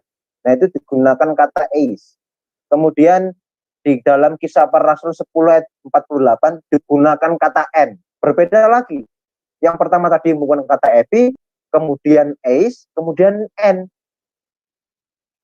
Lalu terakhir di ayat di pasal 19 ayat yang ke-6 itu digunakan kata is lagi. Es lagi. Tetapi oleh terjemahan bahasa Indonesia digunakan sama-sama digunakan kata dalam nama. Tapi kalau teks aslinya epi itu bukan di dalam, tetapi itu di atas, bukan di dalam. Di atas nama Tuhan Yesus Kristus. Kemudian kata eis itu masuk ke dalam. Kemudian kata n itu di dalam. Lalu kata eis lagi, masuk ke dalam lagi. Artinya bahwa kalau itu merupakan formula, kenapa itu tidak menggunakan satu kata yang sama, tidak digunakan kata is saja, kok malah digunakan bentuk kata yang berbeda di dalam Kisah Para Rasul. Jadi baptisan itu berdasarkan karya Kristus, landasannya adalah di atas karya Kristus. Jadi itu bukan formula, formulanya tetap menjadi dari di dalam nama Bapa dan Anak dan Roh Kudus. Itu jelas sekali di dalam kitab Yudaki juga ada. Baptislah, jikalau kamu membaptis mereka, kalau kamu membaptis seseorang, baptislah mereka di dalam nama Bapa dan Anak dan Roh Kudus. Yudaki itu apa? Dalam Yudaki itu adalah kitab pengajaran ke-12 Rasul. Bahasa aslinya Yudaki Apostolon. Kalau tidak percaya, ini saya tunjukkan. Ya boleh saja. Biar matanya tuh Jadi ini Atau adalah makanya sebenarnya salah satu kitab yang diakui oleh gereja mula-mula, tapi waktu itu sempat masuk dalam kanon ya Cak Jur. Kemudian ya betul. Ternyata tahun-tahun berikutnya tidak masuk dalam kanon gitu. Tapi kitab Didache ini adalah salah satu kitab yang memang diakui originalnya ya. Iya. Nah ini biar Nah. matanya tidak kesumbat. Ini jelas kan Didache ton apostolon ini. Lebih dekat. Oh, Nah ini tidak tahu Joshua itu bisa baca apa enggak ini. nggak tahu, nggak bisa deh. Masalahnya itu. Didache ton apostolon itu bacanya ya, saya beritahu ya. Itu tahun berapa ya? Tahun Ini 50-an tahun ya? ditulis sekitar 90-an Masehi. Nah, ini juga ada tentang baptisan di sini. Di pasal yang ke-7, di sini juga dikatakan perideto baptisontes. Di sini digunakan kata esto onomato patron gitu algebenesman. Lu bukan nama Yesus. Bukan cuma nama Yesus. Loh, bukan. Dalam apa ini? Bohong kalau. Ini bahasa Yunani-nya. Saya berikan terjemahan bahasa Inggrisnya. Nih. In the name of, nggak tahu. Di dalam satu nama, Cak Yur dijelaskan lagi. Dalam satu nama bukan tiga nama ya. Jadi Bapa, Anak, dan Roh Kudus itu merupakan satu Allah yang sama. Jadi gini, kalau oneness itu utama tentang formal baptisan itu yang ditentang justru. Nah, mereka tahu tentang Bapa, Putra, dan Roh Kudus itu namanya Yesus. Satu nama kan disebutnya anomata kan. Nah, itu adalah Yesus itu. Itulah mereka berspekulasi. Itu perbedaan, maksudnya itu justru kontradiksi antara oneness dan Tritunggal. Seperti itu. Jadi kita nggak bisa. Karena apa? Karena memang itu amanat agung udah jelas di Matius 28 ayat 19. Dibaptis dalam nama Bapa dan Putra dan Roh Kudus. Jangan ditafsir yang lain. Itu hanya itu formula, itu perintah loh. Itu bukan nubuatan, itu perintah.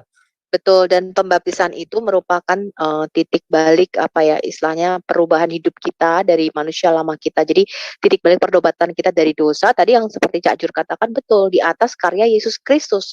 Karena hanya karya Yesus Kristus lah yang menyelamatkan kita dari dosa. Jadi anugerah keselamatan itu dari Dia, begitu maksudnya. Bukan masalah terus nama sekedar nama itu, tapi benar-benar di atas karya Dia, anugerah satu-satunya keselamatan itu ya hanya atas karya Yesus Kristus. Lebih dari itu, Mbak Sofiato. Sebentar. Gimana? Coba lanjut. Lebih dari itu, bukan hanya cuma itu. Kalau di dalam gereja mula-mula enggak. Roma 6 ayat 36. Oke, Roma 6, sebentar ya. Ya. Ini baptisan itu tuh bukan suatu hal yang main-main, itu bukan bercanda. Baptisan itu bukan simbol, bukan. Siapa namanya? Roma 6 ayat 36.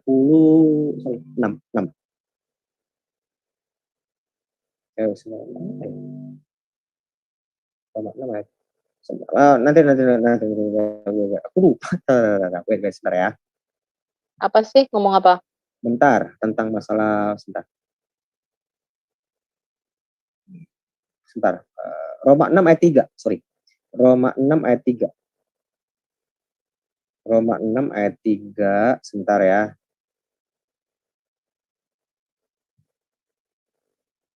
Aku screenshot Roma 6 ayat 3. Ini bukan tentang baptis, itu bukan main-main. Atau tidak tahukah kamu bahwa kita semua telah dibaptis dalam Kristus, telah dibaptis dalam kematiannya. Dengan demikian kita telah dikuburkan bersama-sama dengan Dia oleh baptisan dalam kematian, supaya sama seperti Kristus telah dibangkitkan dari orang mati oleh kemuliaan Bapa, demikian juga kita akan hidup dalam hidup yang baru. Jadi kalau di dalam gereja mula-mula itu disebutnya itu misterion. Itu seperti yang kelihatannya itu, kita kelihatannya itu seperti orang diselam, dicemplungin sekali keluar, udah desal terus tiba-tiba lo jadi Kristen. Enggak. Ini maknanya itu Ya, lebih dari itu. manusia lama ya. Iya, 1 Petrus 3 ayat 8. 1 Petrus 3 ayat 20. Ini. 1 Petrus 3 ini nanti ini buat next ini. Yaitu 28 atau 20 ya? Oke ini. Yaitu kepada roh-roh mereka yang dahulu pada waktu Nuh tidak taat kepada Allah, ya ketika Allah tetap menanti dengan sabar waktu Nuh sedang membersihkan bahteranya di mana hanya sedikit, yaitu 8 orang yang diselamatkan oleh air bah. Juga kamu sekarang diselamatkan oleh kiasannya. Nah, jadi kiasan seperti Nuh. Nuh itu kan mereka itu menyelamatkan itu cuman di zaman Nuh kan cuma ada 8 orang yang diselamat. Yang lainnya mati kan? Benar nggak? Yang lainnya mati kan? Semuanya cuma hanya 8 orang yang diselamatkan. Nah, juga kamu sekarang diselamatkan oleh kiasannya. Kamu itu orang kita nih, orang yang percaya kepada Yesus. Yaitu baptisan maksudnya bukan untuk membersihkan kenajisan jasmani, bukan mikweh, bukan. Melainkan untuk memohonkan hati nurani yang baik kepada Allah oleh kebangkitan Yesus Kristus. Itulah namanya baptisan darah. Makanya di 1 Yohanes 5 ayat 7, 1 Yohanes 5 ayat 7, 1 Yohanes 5 ayat 7. Sebab, bukan. Ya, inilah dia yang telah datang, dia itu Yesus. Inilah dia Yesus yang telah datang dengan air dan darah, yaitu Yesus Kristus. Bukan saja dengan air. Kenapa disebut bukan saja dengan air? Mereka mengenal baptisan air. Itu mikweh. Itulah baptisan Yohanes. Baptisan Yohanes itu ngomongin tentang baptisan pertobatan. Nah, tapi Yesus itu datang bukan bertobat, bukan untuk bertobat. Bukan, ngapain? Yesus dibaptis ngapain? Kok bertobat? Dia nggak mengenal dosa. Bukan seperti itu. Bukan saja dengan air, tetapi dengan air dan dengan darah. Kenapa dengan darah? Apa dia disiram darah? Bukan. Darah yang dimaksud itu adalah dia sebagai anak manusia itu dia telah mencurahkan darahnya untuk kepada kita untuk menebus kita yang berdosa ini, menebus manusia yang berdosa. Itulah baptisan darah. Kenapa Roh Kudus? Roh Kudus itulah yang makanya Roh Kudus datang dalam bentuk rupa burung merpati kan. Lu coba emang setiap orang yang dibaptis pada zaman Yohanes ada orang burung merpati? Nggak ada, cuma Yesus. Itu kesaksiannya, makanya Roh Kudus itu dijanjikan kan kepada kita kan. Itulah namanya Pentakosta. Itu yang benar, Pentakosta. Jadi Pentakosta itu turun cuma sekali. Bukan berkali-kali, ngapain? Itu turun sekali. Bukan di zaman ada Pentakosta yang kedua, pemurnian dan lain-lain, tiba-tiba di zamannya ada Oneness Pentakostal. Itu kan Oneness Pentakostal kan zaman Pentakosta kan? Disebutnya Oneness Pentakostal. Ini kembali kepada topik kita, Oneness Pentakostal. Kenapa Pentakostal? Ini gerakan Pentakosta. Seperti yang tadi gue bilang, itu bentuk pemurnian, kayak ada gerakan yang turunnya Roh Kudus yang kedua kali gitu. Roh Kudus tuh ngapain turun 2 kali? Ngapain? Emang nggak kelar yang hari pertama? Udah kelar. Jadi nggak ada tuh namanya Oneness Pentakostal. Itulah ajaran iblis. Jadi aku mau harus tegas ini sekarang, aku mau closing statement. Jadi kita jangan pernah toleransi dengan ajaran-ajaran yang bukan ajaran rasuliah. Jangan mau. Kita satu tubuh. Tubuh siapa? Tubuh Kristus atau tubuh setan? Tubuh setan tuh, aku harus sebut nama, I'm sorry. Pauzang menyebutkan bagaimana cara mempersatukan antara Oneness Pentakostal, Tritunggal, Saksi Yehova, Sibelius dan lain-lain, itu menjadi satu. Lu gak bisa, lu mau satu dengan, kita mau bersatu dengan Saksi Yehova, di mana disebut yang bahwa ada Yesus itu adalah malaikat Mikael.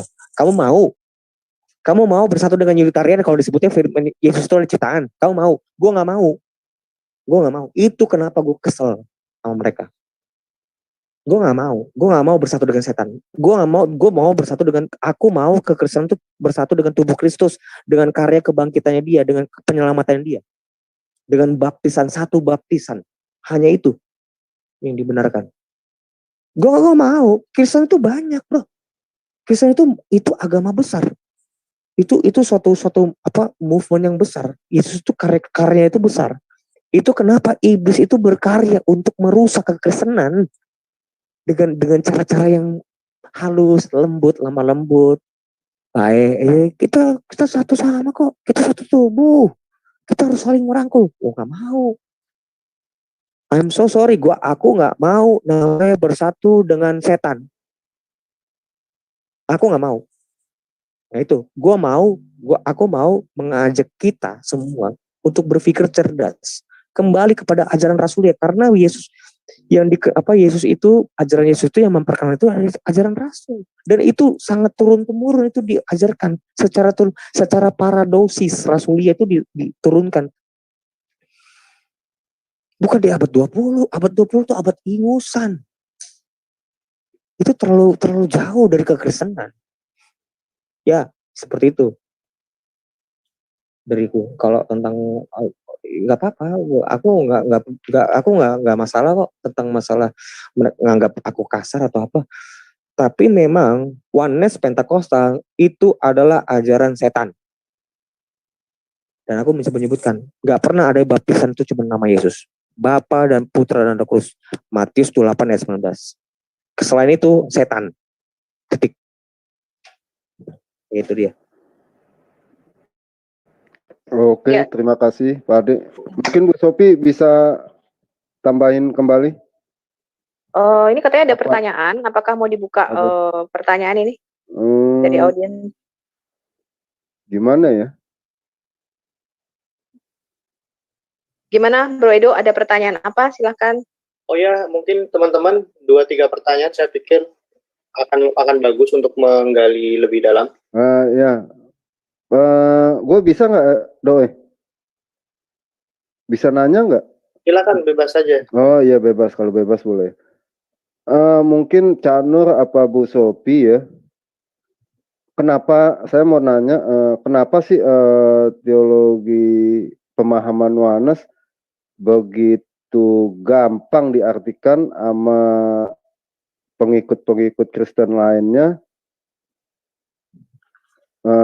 Bisa memahami arti kata oneness gitu, pemahamannya? Kenapa gampang Jadi sekali? pertanyaannya bukan ke gue ya? Yang tiga narasumber itulah. Jadi kenapa pemahaman teologi oneness sangat gampang diterima oleh teman-teman kita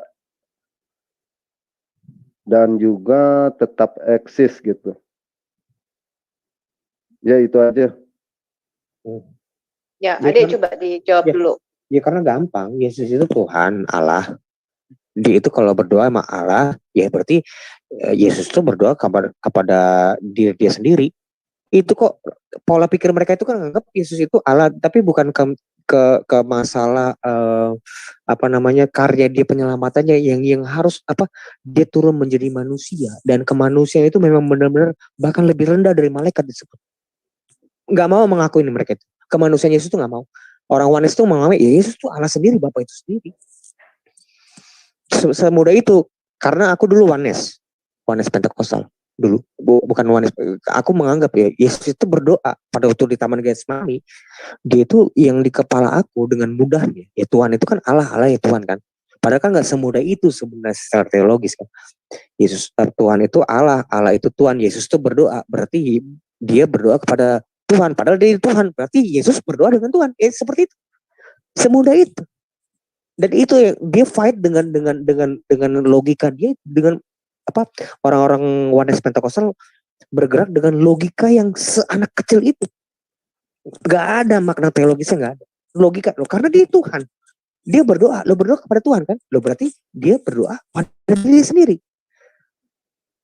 Sesimpel itu. Kalau menurutku kenapa gampang diterima, termasuk saya ini dulu oneness. Gue menganggap bahwa Yesus itu berdoa itu cuman mempertunjukkan bagaimana cara berdoa. Gini loh, ini gue berdoa nih, lu berdoa kayak gini ya, gue berdoa sama Tuhan karena gue Tuhan juga nih, tapi gue mau merendahkan diri, gue mau berdoa sama Tuhan, Tuhan berdoa sama Tuhan. Nah sesimpel itulah kira-kira. Tapi sebenarnya itu kan ngomongin tentang karya keselamatan. Keselamatan itu kenapa? Dosa itu harus memang ditebus dengan darah. Harus dengan darah. Yang menebus itu juga siapa? Harus tahu tuh. Orang yang memang nggak mengenal dosa. Itu makna teologisnya. Tapi kalau makna hurufiahnya, ya kalau misalnya Yesus berdoa kepada Yesus itu berdoa di Taman Getsemani, padahal Yesus adalah Tuhan, ya berarti dia berdoa sama Tuhan. Sesimpel itu, gampang banget itu. Kita nggak perlu sekolah. Kalau kita jadi Oneness Pentakostal, kita nggak perlu sekolah. Pakai logika aja. Logika, nggak usah belajar. Kita main nongkrong, lu ngerti itu Oneness Pentakostal, pasti. Tapi lu nggak ngerti makna teologis di dalam itu. Kenapa dia harus menjadi manusia? Kenapa bukan harus maksudku? Kenapa dia karena begitu besar kasih Allah akan dunia ini sehingga ia mengaruniakan anaknya yang tunggal, bukan gua yang tunggal, bukan anak yang tunggal. Itu ada meaningnya. Darah, pengorbanan, darah harus seperti itu. Itu ngomongin tentang soteriologi dan gue nggak mau terlalu panjang ke situ. Dan sebenarnya sudah dibahas udah pernah dibahas ini di video kita sebelumnya toh. Ya gitulah kira-kira. Oke, kalau saya menanggapi hal ini seperti ini. Jadi menurut saya ya pemahaman orang-orang Oneness tentang konsep Trinitas itu sangat-sangat keliru. Jadi mereka tuh menganggap kita menyembah 3 Allah, menyembah 3 Tuhan, ya. Mungkin karena istilah-istilah yang kadang-kadang kita ucapkan sendiri, Allah Bapa, Allah Anak, Allah Roh Kudus. Ya, mereka menganggap berarti kamu menyembah 3 Allah, atau misalnya kita kemarin dikatakan ini, kalau kita nyanyi gini, Father, we worship you. Holy Spirit, we worship you. Jesus, we worship you. How many God you worship? Nah, jadi kadang-kadang terminologi kita itu kita juga harus berhati-hati, ya. Jadi kemarin saya mengatakan demikian. Ketika kita berbicara mengenai hakikat ilahi, itu tidak bisa lepas daripada keesaan Allah. Nah ini, yang kemudian orang-orang Oneness Pentakostal tidak sadari bahwa konsep Trinitas itu bukan hanya una substantia tripersonai, tetapi juga diskresia non separati. Artinya bisa dibedakan tapi nggak bisa dipisahkan. Saya nggak pernah kesulitan tuh, saya tidak pernah dari dulu memahami Allah itu 3. Sama seperti saya tidak pernah kesulitan memahami diri saya sendiri itu 3. Karena kita ini manusia ya, misalnya ketika Tuhan mengatakan, baiklah kita menciptakan manusia menurut gambar dan rupa kita. Yang keluar kok bisa maskulin dan feminim, yang keluar kok bisa jamak, Adam.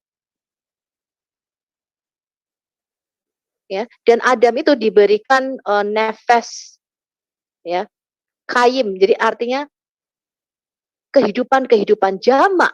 Adam itu ketika diciptakan jamak, diberikan lives, nggak cuma satu, diberikan kehidupan, diberikan nafas hidup. Nah, ketika Tuhan, ya, itu kita bisa melihat keagungan kebesaran Tuhan dari semua alam semesta ini, bahkan dari diri kita sendiri. Ketika dia berbicara, dia selalu berbicara dalam konteks 3-3-3. Selalu. Dia menciptakan alam semesta, dia membaginya menjadi 3. Dia membagi langit-langit menjadi 3.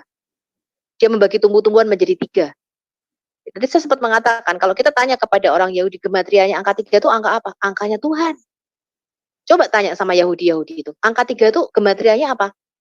Angka Tuhan. Angka Tuhan itu angka 3. Sama seperti saya tidak pernah mengalami kesulitan misalnya manusia itu tubuh, jiwa, dan roh. 1 apa 3?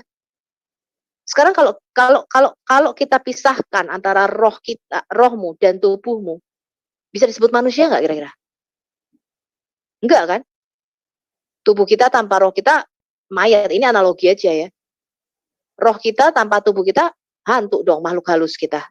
Yang namanya manusia itu ya pasti persatuan atau kesatuan antara roh, jiwa, dan akal budi manusia. Itu baru disebut manusia sejati. Kalau manusia nggak punya roh, ya namanya mayat. Kita nggak bisa menyebut itu lagi manusia, udah nggak bisa. Kita menyebutnya jasad atau mayat. Nah, sekarang kalau sekarang ditanya manusia itu terayun, trikotomi. Ada yang mengatakan dikotomi, tapi saya yakin manusia adalah trikotomi. Kita nggak pernah kesulitan tuh memahami manusia itu satu apa tiga. Roh saya ya roh saya, tubuh saya ya tubuhnya Sofiato, akal budinya ya akal budi Sofiato, masa akal budinya Ade kan nggak mungkin. Jadi kalau ditanyakan Sofiatul itu apa? Sofiatul itu manusia ya, roh, jiwa, dan tubuh. Kalau Sofiatul itu roh, itu namanya Sofiatul hantu. Mudah nggak maksud saya? Kita nggak pernah kesulitan kok memahami hal yang simpel bahwa kamu itu aja sendiri trikotomi. Bener nggak deh? Betul. Kamu aja tuh dirimu sendiri tuh loh. Kamu sendiri itu triun, trinitas kamu di dalam dirimu sendiri. Kalau kamu mencoba menguraikannya, itu kamu akan kehilangan hakikatnya. Allah itu selalu ada bersama dengan firman-Nya dan rohnya, itu eksistensinya bersamaan. Secara historikal gini Mbak, aku boleh tambahin ya. Gini, aku cuman dikit aja. Tritunggal itu nggak ada pertentangan di abad mula-mula, nggak ada. Nggak ada, baik itu dari kalangan kekristenan maupun dari kalangan Yahudi sekalipun, nol, nggak ada yang menentang itu, nggak ada. Tapi apa namanya, kalau khususnya orang Yahudi itu tentang masalah Mesias, mereka nggak menerima Yesus itu Mesias, titik, nggak ada, mereka nggak akan ngomong tentang Tritunggal, nggak. Itu baru zaman Yahudi abad TikTok baru ada, nah itu baru mereka muncul, oh Tritunggal kami menolak karena Allah itu cuma satu. Loh, kekristenan itu lahir dari Yahudi, bro. Kekristenan itu bukan datang dari orang Jawa, bukan, atau dari orang Batak, orang Yahudi. Orang Yahudi itu sangat memperkenalkan tentang Shema Israel, Adonai Eloheinu, Adonai Echad, Markus 12 ayat 29. Itu mereka menjelaskan itu. Bahkan setan pun tahu Allah itu satu dan mereka gemetar. Itu bukan dilema kita kekristenan. Makanya bahkan sekelas bidat sekalipun di lingkungan kekristenan, ya. Soalnya tadi ada orang, tolong deh jangan ngomong tentang masalah bidat. Lu nggak bisa, harus kayak gitu. Karena corak kekristenan mula-mula itu melawan bidat-bidat. Itulah kenapa keluar surat Galatia. Itu ada bidat namanya Serintus. Gue harus menjelaskan seperti itu, nggak bisa. Memang mereka itu bukan cuma fight dengan orang Yahudi, mereka berfight dengan tubuh Kristus sendiri, orang-orang yang lahir dari tubuhnya sendiri, yang bidat itu ditentang sama Paulus, ditentang sama Yohanes, sama murid-muridnya. Itu mereka tuh lagi mandi di pemandian umum, ada Serintus lagi mandi bareng-bareng nih, disuruh mandi bareng, disuruh mandi balik, kamu mandi lagi. Gue khawatir ini MCK itu di MCK tuh ya. MCK ini rubuh karena ada si penyesat ini. Itu bidat. Itu zaman Yohanes, bro. Loh sekarang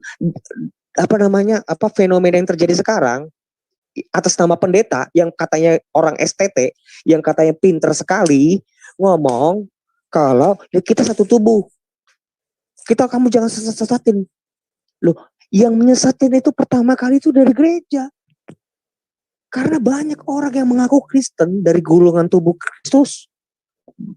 Kristus yang mengajarkan ajaran Injil yang lain. Terus tiba-tiba kita mau peluk-pelukan sama bidat. Bidat itu penting, jangan takut sama bidat. Bidat itu harus dihajar. Oke, Pak Ade, berhubung waktu sudah hampir 2 jam, mungkin buat kata-kata penutup buat para Wanes ya, apa sih pesannya gitu, mulai dari Sophie ya. Aku boleh ya? Bu Sophie dulu. Aku aja. Bang Ade, bentar. Bu Sophie. Iya, gimana Pak? Ya, apa sih pesan-pesan untuk para paham Wanes gitu? Iya, jadi saya rasa orang-orang Wanes ini terlalu mudah mengambil konklusi ya dari ayat-ayat Alkitab kita. Ayat-ayat Alkitab kita itu pertama tidak boleh saling bertentangan, gitu. Kalau mereka hanya mereka, menurut saya ya, mereka itu salah memahami konsep Trinitas, Discretionem Separati tadi. Karena jelas kok di dalam semua ayat-ayat Alkitab ya, Tuhan itu ya triun ya. Dia memang triune, sama seperti diri kita sendiri. Kita juga triune, dan kita tidak punya kesulitan kok memahami siapa diri kita. Apakah terus kita bingung kita ini satu apa tiga? Kan enggak. Nah, simple sekali ya. Yahweh Tuhan kita ya itu mempunyai firman Yahweh dan mempunyai roh Yahweh. Simple itu. Dan itu nggak bisa dipisahkan. Tetapi permasalahannya dia adalah makhluk yang sangat-sangat sempurna, beda dengan kita. Artinya sang firman itu dia mempunyai life by his own, dia mempunyai kehidupannya sendiri, dan roh itu juga mempunyai kehidupannya sendiri.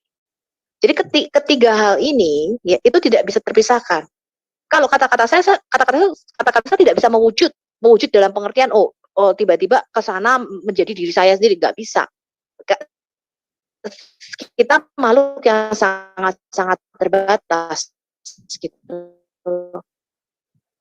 Tetapi kalau Tuhan Putus. ya Tuhan itu memang terayun. Itulah yang Firman bukan cuma sekedar diucapkan. Ini masih putus-putus nggak? Enggak, belum. Udah. Halo? Ya, lanjut. Iya, jadi Ya, Trinitas itu simpel sekali. Ya, Tuhan itu mempunyai firman Yahweh dan mempunyai roh Yahweh. Yang mana ini adalah kekal. Dan itu adalah dirinya sendiri. Yahweh itu ya Bapa yang merupakan wujud ilahi yang sejati yang kita sebut. Firmannya dan rohnya itu nggak bisa dipisahkan. Itu yang disebut Trinitas. Jadi Trinitasnya bukan tiga Allah atau tiga Tuhan, tidak. Tapi firman ini kemudian nuzul menjadi manusia yang kita sebut anak Allah, yang kita sebut karena dia keluar dari Allah. Sebenarnya Trinitas gampang sesimpel itu. Tetapi orang-orang sana di luar ya membuat heboh ya, membuat seakan-akan orang-orang Trinitas ini pagan, menyembah tiga Tuhan apalagi tiga Allah. Tidak. Dari Kejadian sampai Wahyu jelas dikatakan hanya ada satu Allah yang esa. Ya, bukan hanya ada satu Allah loh. Satu Allah yang esa. Artinya apa satu Allah yang esa? Satu Allah yang united, yang dimana dia ada bersama dengan firman-Nya dan rohnya tidak pernah dipisahkan. Permasalahannya firman yang sempurna punya kehidupan sendiri, punya kehendak. Roh Kudusnya juga punya kehidupan, punya kehendak. Has life of its own. Simple seperti itu. Jadi yang perlu kita terus edukasi kepada teman-teman Kristen ya adalah pemahaman yang benar mengenai siapa anak Allah itu. Pemahaman yang benar mengenai apa kata Alkitab. Ya, bukan ribut masalah doktrin ini, ini, istilah ini. Begitu Bang Api yang saya rasa. Iya, terima kasih. Mungkin dari Cak Jur mungkin sekitar 2 menit atau 3 menit untuk para yang paham 2 menit atau 3 menit. Buka mic-nya. Mic-nya buka, Pak Jur. Oke. Sajur. Mungkin lagi pergi kali ya. Enggak bisa. Ya, mungkin Pak Ade mungkin tadi dikunci tadi masih dikunci, sekarang udah dibuka. Kalau saya nanya boleh nggak? Bentar dulu. Nanti Bu. Ya. Kalau dari saya, ya ini kita harus mengembalikan perjumpaan teologis ya, karena yang timbul di dalam gereja Barat itu menghadapi yang namanya orang-orang pemikir. Jadi kita harus mengetahui bahwa Tritunggal atau Trinitas yang dirumuskan oleh Tertullianus itu ranahnya timbul dari gereja Barat. Nah, tapi lain hal dalam konteks gereja ini. Nah, ini harus kita akui ya, kita harus akui dan ini faktanya memang begini. Nah, orang-orang Yohanes ini gagal paham tentang pendekatan pembukanan tentang Allah itu tadi. Mereka masih meyakini bahwa Allah itu fisik, padahal apa yang dijelaskan oleh Tertullianus itu bukan sekali pribadi yang secara psikologis, tetapi itu metafisik gitu loh. Karena person di dalam yang digunakan oleh Tertullianus itu bukan terpisah seperti kita ya. Hakikat kemanusiaan saya ada dan Dusya Beatul itu kan pribadi yang terpisah. Nah, tapi Bapak Gereja menggunakan metafisik. Jadi kesatuan hubungan yang di dalam diri Allah itu seperti apa. Nah, inilah yang menjadi gagal paham yang dipahami oleh orang-orang Wanes. Makanya harus kembali kepada apa yang dikatakan oleh bapak-bapak gereja tentang pengertian hipostasis, kemudian person, kemudian berubah menjadi diterjemahkan menjadi noma, kemudian menjadi kata sifat di dalam bahasa Arab yang digunakan oleh Theodor Abupuro dan Abdul Masih Al-Kindi, itu harus kembali ke sana.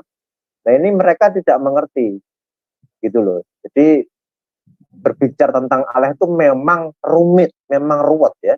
Tidak hanya di dalam Kristen, bahkan di agama apapun berbicara tentang Allah itu rumit. Tetapi juga dapat dipahami juga, gitu. Bahwa Tritunggal itu memang tidak berbicara berapa jumlah Allah. Ya, Allah itu memang satu, tidak mungkin dua atau tiga. Ketika Allah itu dua, maka kita akan menemukan carut marutnya alam semesta ini. Yang satunya ingin terbit dari timur, yang satunya ingin terbit dari barat. Nah, tetapi analogi yang mungkin tidak sebegitu sesempurna, Tritunggal bisa dianalogikan seperti diri kita. Kita memiliki tubuh satu ini, di dalam kita ada pikiran kita, logik kita, yang akhirnya menjadi kata-kata kita yang dapat kita sampaikan, sehingga orang bisa mengerti tentang siapa kita, dan juga konsekuensi logis kita hidup, maka kita memiliki apa? Memiliki roh. Begitupun juga Allah itu sendiri. Allah memiliki roh dan juga firman yang tinggal di dalam diri Allah itu, sehingga tidak menunjukkan ketigaan Allah, tetap menjadi satunya Allah, karena keduanya adalah tinggal di dalamnya, tidak berdiri di luar zat Allah itu sendiri. Terima kasih. Tuhan Yesus memberkati. Oke, Pak Cajur. Mungkin terakhir Pak Ade sekitar 2 menit ya. Soal udah 2 jam Pak Ade. Nanti Bu Uti. Ya. Halo, ya nanti pimpin doa ya. Pimpin doa penutup. Mungkin doakan buat yang para Wanes. Bu Uti ya. Iya, boleh.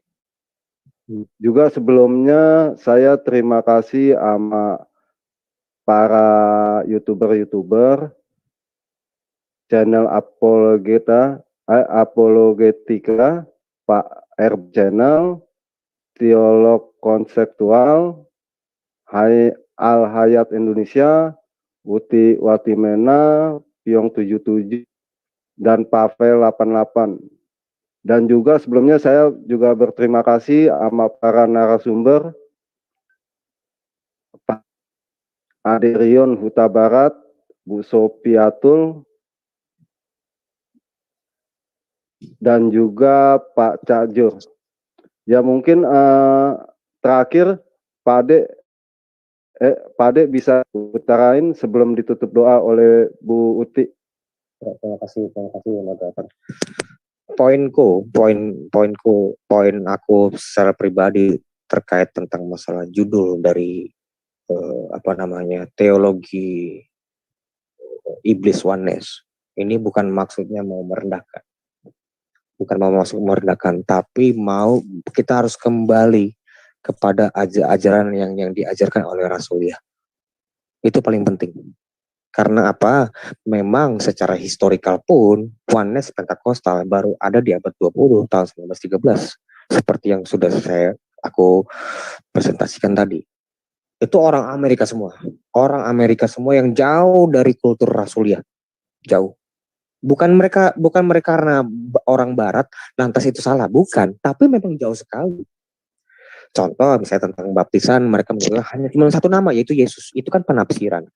Jadi kita harus kembali kepada ajaran para rasul, karena memang para rasul ini sangat sentral. Kita tidak akan mengenal Yesus tanpa rasul, tidak akan pernah itu. Itu mesti dicatat, tidak akan pernah kita mengenal Yesus tanpa rasul. Karena apa? Perintah yang diperintahkan Yesus untuk mengajarkan tentang apa yang telah kau perintahkan kepadamu, Matius 19 ayat 20, itu kepada rasul. Jadi semua sentral ajaran Yesus itu parameternya itu adalah ajaran para rasulia, para rasul. Dan para rasul itu bukan kelar habis itu mereka meninggal lantas selesai masalah, enggak. Mereka itu punya murid. Setiap rasul punya murid. Contoh misalnya Yohanes punya murid. Maksudnya Polikarpus, Irenaeus, ada namanya Clement dan lain-lain. Itu melanjutkan tradisi para rasul yang dituliskan di 2 Tesalonika 2 ayat 15. Berpeganglah teguh kepada ajaran yang kami sampaikan kepada kamu, baik secara lisan maupun tulisan. Itu kita harus berpegang teguh kepada itu, bukan cuma tulisan. Jadi kita harus banyak belajar. Kita harus banyak belajar ajaran-ajaran rasul itu seperti apa sih? Karena menurut Yohanes 20 ayat 30, enggak semuanya, memang masih banyak tanda lain yang dibuat Yesus di depan mata murid-muridnya, itu termasuk Yohanes, yang tidak tercatat dalam kitab ini. Tapi semua yang tercantum di sini di dalam kitab-kitab Injil telah dicatat supaya kamu percaya bahwa Yesuslah Mesias, Anak Allah, dan supaya kamu oleh imanmu memperoleh hidup dalam namanya. Titik. Tapi bagaimana tentang masalah hubungan Bapa, Putra, dan Roh Kudus? Apa itu diceritakan secara detail dalam kitab? Ya enggak. Itu diajarkan secara paradosis. Paradosis itu artinya tradisi. Secara turun-temurun. Jadi kalau ada orang tunjukkan kata Trinitas di dalam kitab Injil, nah itu pasti orang nggak ngerti Injil. Apa itu Injil? Pasti. Injil itu ya, gitu. Kira-kira seperti itu. Ya. Iya. Mungkin sedikit dari Pak Bagus, 2 menit atau 3 menit sebelum ditutup doa. Oke, shalom. Pak Bagus. Shalom. Shalom. Iya, sorry. Iya, shalom. Saya pantau di YouTube, baru saya masuk. Iya. Jadi begini. Pengajaran tentang Tritunggal itu atau Trinitas itu pengajaran yang paling krusial dalam iman Kristen. Nah, gitu. Seperti yang dikatakan oleh teman-teman, pengajaran tentang Tritunggal itu bukan pengajaran ecek-ecek, pengajaran anak baru kemarin. Tidak. Justru itu tradisi yang sudah diajarkan oleh para rasul dan para murid rasul hingga saat ini. Jadi, untuk pemahaman entahkah itu oneness, entahkah itu Jesus only, entahkah itu Unitarian, kalau kita runut ke dalam sejarah, jelas itu adalah pengajaran bidat. Jadi, teman-teman jangan takut untuk mengatakan bahwa mereka adalah bidat. Ya, sesat. Itu harus tegas. Jadi kita harus bisa menempatkan di mana kita tegas, di mana kita lembut. Kan gitu. Karena melalui sejarah itu kita belajar. Kan? Sabellianisme, Montanisme, Arianisme, dan banyak pengajaran-pengajaran yang melenceng dari pengajaran para rasul. Yang akibatnya banyak mengaburkan pemahaman yang benar tentang apa yang diajarkan oleh para rasul. Nah, yang kedua, pengajaran Tritunggal ini bukan hasil dari Tertullianus. Ya, banyak orang mengatakan bahwa Tertullianus lah yang memulai tentang konsep Tritunggal itu. Tidak. Tertullianus hanya merumuskan. Supaya apa? Supaya setiap orang Kristen lebih mudah untuk memahami dan mengenal siapa itu Allah. Ya kan? Di dalam keesaannya itu, dia punya 3 pribadi yang berbeda, tetapi tidak bisa dipisahkan. Sehingga pengajaran Tritunggal itu atau pengajaran Trinitas itu ya kan, menjadi pengajaran yang harus diajarkan. Saya katakan harus diajarkan dan ditekankan kepada setiap orang Kristen tanpa terkecuali, khususnya orang-orang yang baru mengenal dan menerima Yesus sebagai Tuhan dan Juru Selamat. Yang istilah sekarang itu kita kenal sebagai murtadin. Nah ini, itu harus diajarkan. Supaya apa? Supaya para murtadin ini, orang-orang yang baru mengenal dan menerima Yesus itu, paham betul Allah yang Esa di dalam tiga pribadi yang berbeda itu yang tidak bisa dipisahkan. Yang ketiga dan yang terakhir, saya mau katakan seperti ini.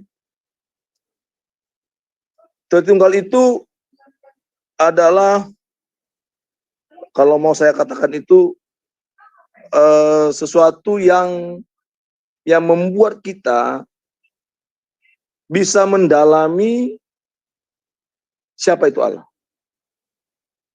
Memang banyak orang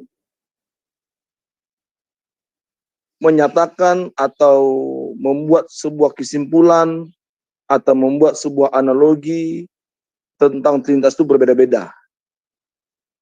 Tetapi di dalam analogi yang berbeda itu, yang perlu kita lihat itu intinya. Orang banyak mengatakan sampai sekarang orang Kristen belum tuntas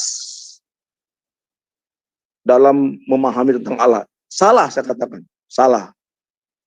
Bukan masalah belum tuntas memahami tentang Allah.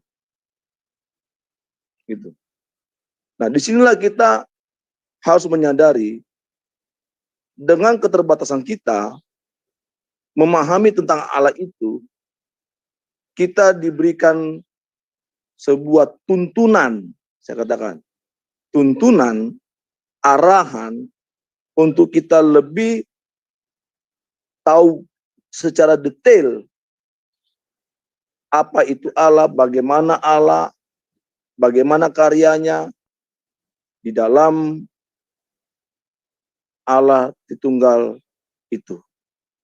Sehingga ketika kita memahami betul tentang konsep Tritunggal ini, maka apapun angin-angin pengajaran, apalagi kita sekarang ada di zaman akhir atau akhir zaman, tidak akan pernah bisa atau mampu untuk mengaburkan pemahaman kita tentang Allah itu.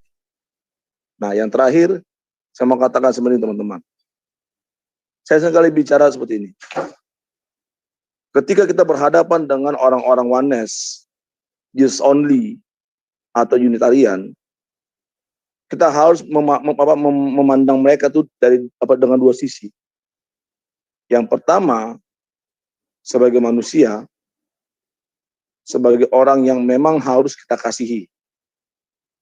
Karena mereka adalah juga tanda kutip ya, walaupun mereka pengajaran mereka seperti itu adalah yang mengaku sebagai orang Kristen. Tapi di sisi lain, tentang pengajaran mereka, kita harus dengan tegas mengatakan, kamu salah, kamu sesat, pengajaranmu itu salah, pengajaranmu itu sesat. Jadi bedakan, orang yang kita kasihi, tetapi pengajarannya itu yang harus kita benci. Pengajaran itu yang harus kita luruskan. Pengajaran yang itu harus dengan ketegasan kita katakan salah, sesat, bertobat. Dan kita harus mengarahkan mereka untuk kembali kepada pengajaran yang benar. Terima kasih. Tuhan memberkati kita semua. Shalom. Oke, terima kasih sekali lagi buat para narasumber, buat teman-teman yang ada di Zoom, juga yang ada di live YouTube, dan juga terima kasih pada channel-channel YouTube yang telah menayangkan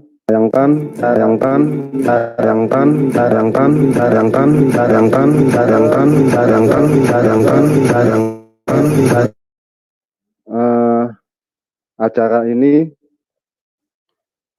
akan ditutup doa oleh Bu Uti. Bu Uti? Halo Bu Uti. Halo, ya. Ya. Silakan Bu Uti. Ya, kita berdoa ya.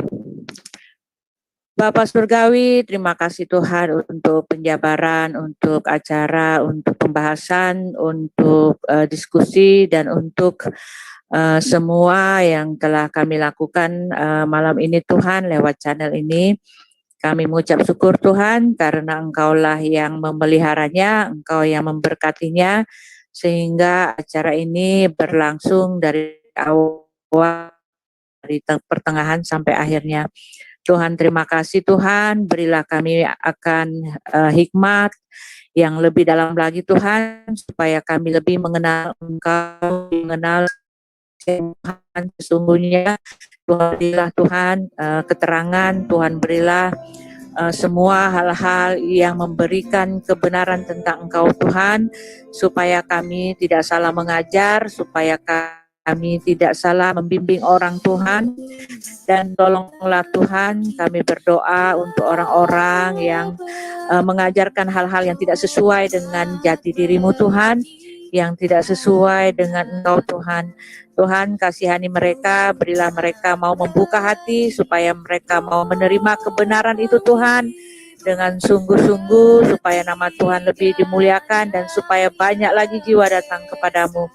Bapak hamba berterima kasih untuk Aderion, untuk Sofiatul, untuk Pak Bagus dan semua yang terlibat di dalam acara ini Tuhan, yang membawa acara ini Tuhan, yang menjabarkannya dengan sangat baik. Tuhan berkati mereka, Tuhan lindungi, Tuhan jaga, Tuhan tambahkan hikmat marifat surgawi, supaya lebih-lebih bertumbuh-tumbuh hikmat mereka dalam pengenalan akan Engkau. Bapa di sorga, kami juga sungguh-sungguh berdoa Tuhan, supaya channel yang menyiarkan ini Tuhan Kau berkati, supaya sungguh-sungguh channel-channel yang dipakai untuk kemuliaan nama Tuhan ini Tuhan tetap eksis dan nama Tuhan dimuliakan. Terima kasih Tuhan, terima kasih Bapa, terima kasih Roh Kudus, di dalam nama Tuhan kami Yesus Kristus, kami sudah berdoa dan mengucap syukur. Amin. Amin. Terima kasih Bu Upi. Bu. Amin. Amin. Ya. Ya. Aminnya doang saya. Habis nih. Thank you Bu. Ya, Bu. Ya.